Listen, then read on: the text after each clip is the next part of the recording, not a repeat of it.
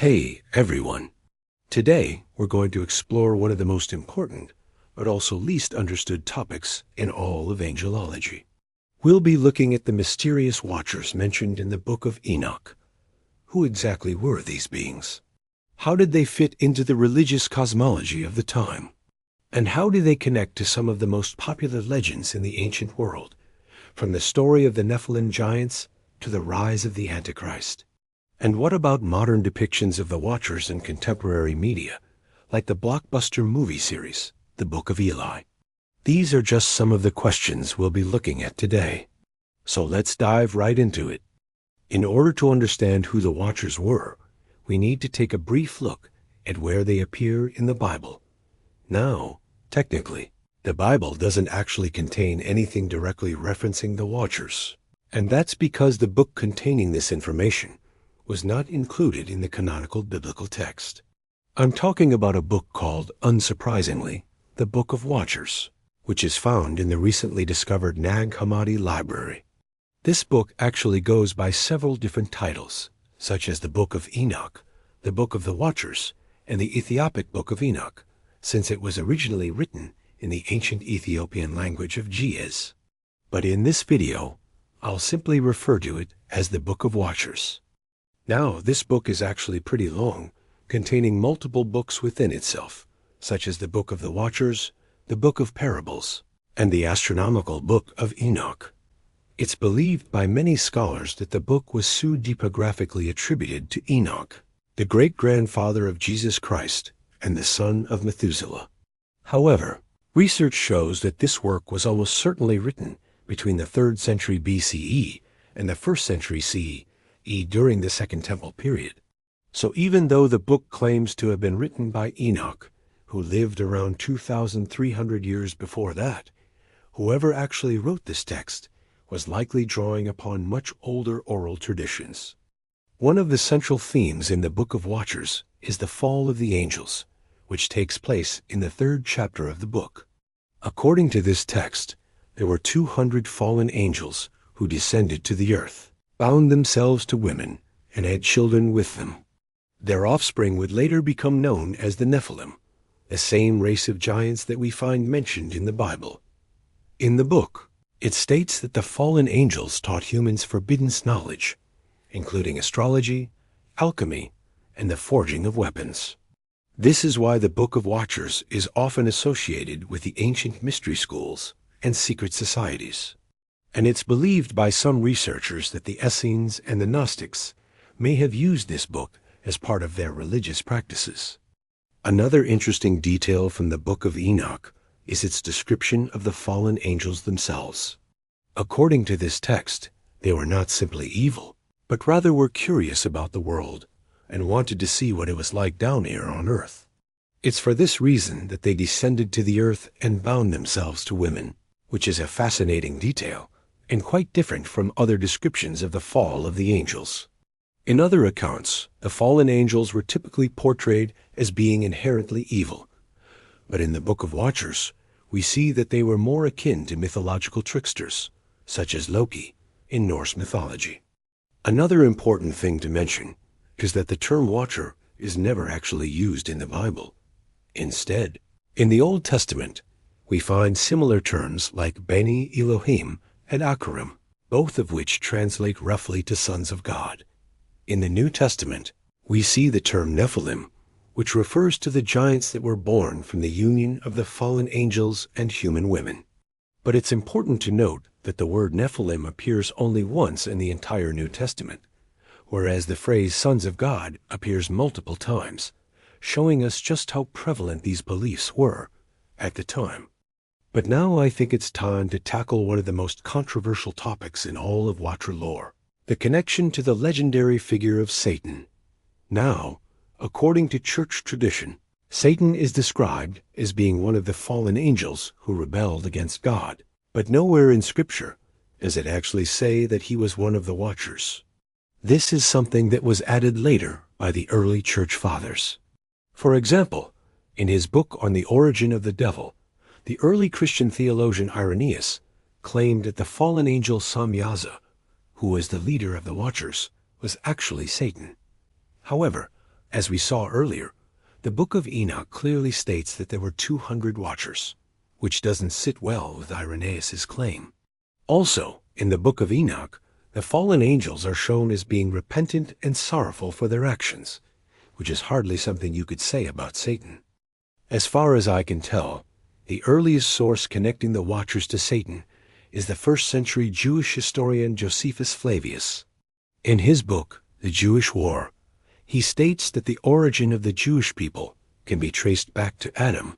Yes, that Adam, who then fathered Seth, who then fathered Enos, who then fathered Kenan, who then fathered Malalel, who then fathered Jared, who then fathered Enoch, who then fathered Methuselah.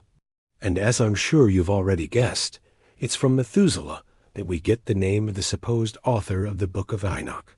However, what's interesting is that in this passage, Josephus also states that it was Enoch who sinned with angels and produced giants. He writes, Enoch, therefore, who was born according to the flesh, not according to the Spirit, thus began to sin. He committed fornication and brought forth giants onto the earth through his intercourse with angels. So, what exactly does this mean? Was Josephus referring to the exact same watchers that we find mentioned in the Book of Enoch?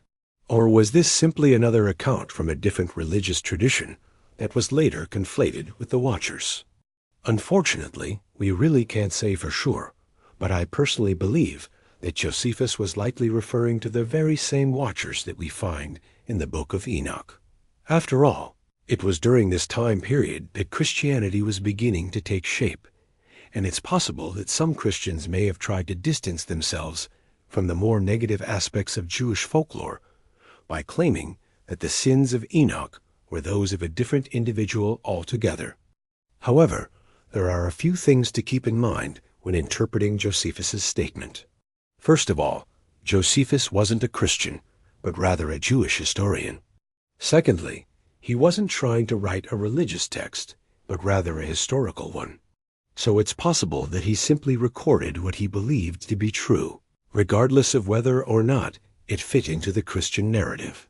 Lastly, it's important to remember that the word watcher doesn't appear anywhere in this passage.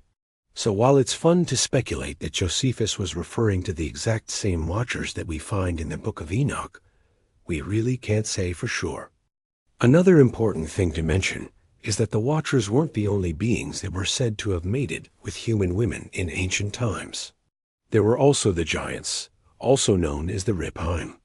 According to Genesis chapter 6 verse 4, there were giants in the earth in those days, and also afterward, the sons of God came in unto the daughters of men, and they bare children unto them. The same are the mighty men which are of old, the men of renown. As we saw earlier in this video, the offspring of the fallen angels and human women were called Nephilim, but here in Genesis, they're referred to as both giants and Rephaim. It's believed by some researchers that the Rephaim were actually an entirely separate race of giants that were distinct from the Nephilim. However, the exact nature of these beings is unknown, and they only appear in the Bible twice, once in Deuteronomy, chapter 2, verse 20, and again in Numbers, chapter 13, verse 33. Now, in order to fully understand the significance of the watchers, we need to take a brief look at the broader context in which they appeared. The watchers emerged during a time known as the Second Temple period, which took place after the destruction of Solomon's temple in 586 BC. During this time, the Jews were living under the rule of the Babylonians and later the Persians. This was a difficult period in Jewish history, and many people began to question where God was in all of it. They were living in a world where good clearly did not triumph over evil, and many people began to look for answers elsewhere. This is when the Book of Watchers and other apocalyptic texts began to emerge. They offered people a new way of understanding the world and their place in it. They provided hope in a time of despair and offered an explanation for the suffering that people were experiencing. Another thing that's important to understand is the influence of Zoroastrianism on the Watchers. Zoroastrianism was a dualistic religion that was popular in Persia during this time. and it taught that there was a struggle between good and evil, represented by two supreme deities named Ahura Mazda and Angra Mainyu respectively. Many scholars believe that this dualistic worldview may have influenced the authors of the Book of Watchers and other apocalyptic texts, and that's because it offered a way to make sense of the chaos that people were experiencing in their own lives. By seeing the world as a battle between good and evil, people could feel confident that ultimately good would triumph over evil, even if it didn't seem like it at the time. So now I think it's time to answer one of the most common questions related to the Watchers. What happened to them after they fell? Did they burn in hell? Were they banished from the universe forever? Or perhaps they were sent to the mythical land of Avalon? Well, it turns out that none of these scenarios are depicted in the Book of Enoch, which makes sense given that the book was written from a distinctly Jewish perspective. The concept of hell, for example, is a relatively recent development in Christian theology, and it wasn't really around during the time this book was written. Similarly, the idea of the fallen angels being banished from the universe altogether or sent to Avalon is not found anywhere in the biblical text. Rather, the Book of Enoch simply leaves us with the fallen angels repentant and sorrowful for their actions. However, there are some intriguing details in the astronomical Book of Enoch that may shed some light on the ultimate fate of the Watchers. In this section of the book, Enoch describes a heavenly council where it's decided that the fallen angels will be bound up until the end of time, at which point they will be allowed to return to heaven. This is a fascinating detail, and it differs greatly from the typical Christian view that the fallen angels were simply cast out of heaven and doomed to wander the earth for eternity. Perhaps the authors of the Book of Enoch truly believed that the fallen angels would eventually be forgiven and allowed back into heaven. Or perhaps they were simply trying to create a more hopeful narrative for their readers. Whatever the case may be, this is a significant departure from the more common belief that the fallen angels were simply cast out of heaven and doomed to wander the earth for eternity. Another interesting detail worth mentioning is that the Book of Enoch was actually discovered twice.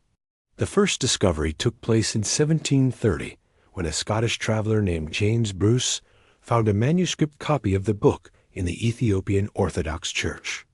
The second discovery took place in 1947 when an Arab scribe named Muhammad Ali found a collection of ancient texts in a cave near the Dead Sea.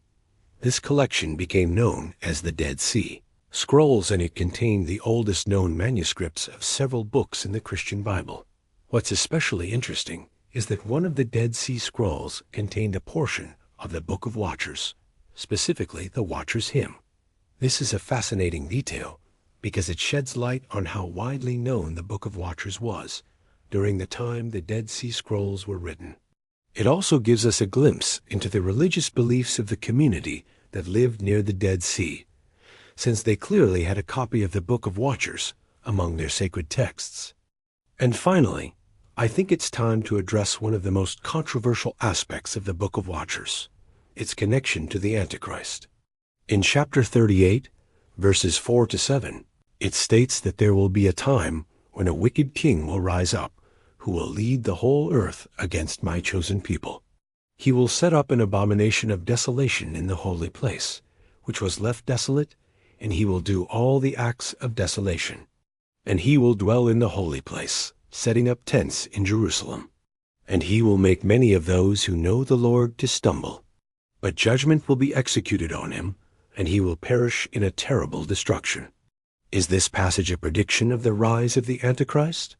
Well, it's certainly possible, but it's important to keep in mind that the Book of Watchers was written hundreds of years before the New Testament was written, and the term Antichrist was ever coined.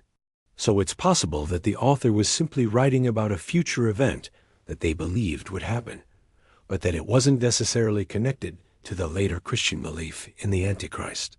Regardless, this is a fascinating passage, and it shows just how influential the Book of Watchers was in shaping early Christian beliefs.